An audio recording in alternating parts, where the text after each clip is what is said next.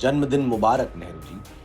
शुभकामनाएं मैं आपको नहीं दूंगा क्योंकि उसके लिए शुभ काम भी करने पड़ते हैं जो आपने किए ही नहीं।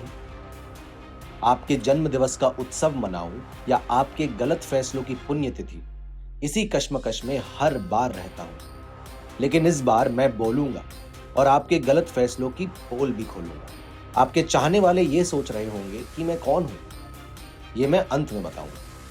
आपके चाहने वालों ने आपका खूब महिमा मंडन किया है, लेकिन मैं आज आपके महिमा मंडन का मुंडन करूंगा।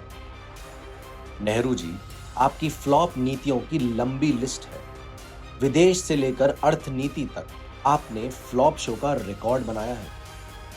आपकी गलत नीति के कारण ही कश्मीर की समस्या का जन्म हुआ। यूएन में इस मामले को ले जाकर आपने इंटरनल मामले को इंटरनेशनल बना दिया।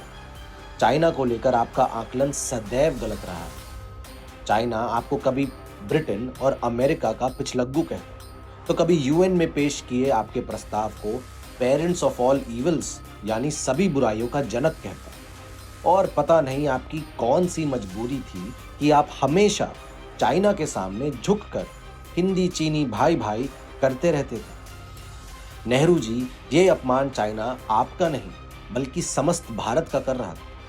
आपको अपने सम्मान की चिंता भले ही ना हो, लेकिन आपको भारत के सम्मान की चिंता करनी चाहिए थी। आपकी वजह से हमारे हजारों सैनिक मारे गए। आपकी वजह से हजारों वर्ग किलोमीटर जमीन चाइना ने कब्जा ली। नेहरू जी, चाइना आपको ऐसा कौन सा पर्सनल फेवर कर रहा था जो आप भारत के हितों से ज्यादा चाइना की चिंता कर रहे थे? आपने यूएनएससी की परमानेंट सीट ठुकराकर चाइना को वो सीट देने की वकालत की जिसके दुष्परिणाम भारत आज तक भुगत रहा है। रक्षा और सुरक्षा को लेकर तो आपकी कोई योजना थी ही नहीं। आप कहते थे कि डिफेंस प्लान की कोई जरूरत ही नहीं, सेना को खत्म कर दो। सेना को देश पर बोझ समझने वाले नेहरू जी, इस सेना की वजह से ही चाइना ने पूरे देश पर कब्जा नहीं किया था।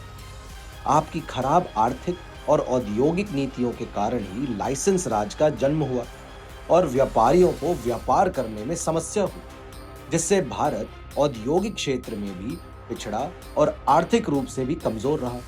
लिखने को तो इतना है कि 1000 पत्रों से भी काम न चले, लेकिन अंत में आपकी तुष्टीकरण की राजनीति का जिक्र करना नहीं छोड़ा जा सकता।